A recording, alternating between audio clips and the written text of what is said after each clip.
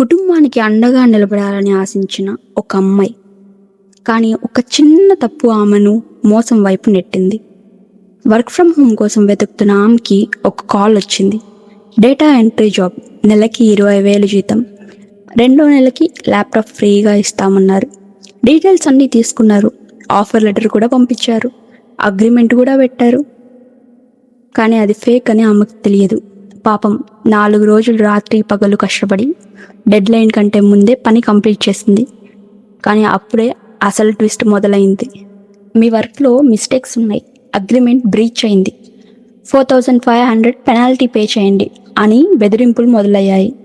మేం ఫేక్ కాదు, కోర్టుకు వెళ్దాం అని ప్రెజర్ పెంచారు. ఆమె భయపడింది, కానీ డబ్బు మాత్రం ఇవ్వలేదు.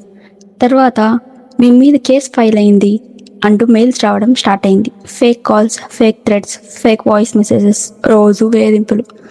కానీ ఒక చిన్న ట్విస్ట్ ఆమెను కాపాడింది. జీమెయిల్స్ ఆ మెయిల్స్ని స్పామ్గా గుర్తించింది, ఫిషింగ్ అలర్ట్ ఇచ్చింది. అప్పుడే ఆమెకు అర్థమైంది ఇదంతా ఒక స్కామ్ అని. ఆమె వాళ్ళని పూర్తిగా ఇగ్నోర్ చేసింది.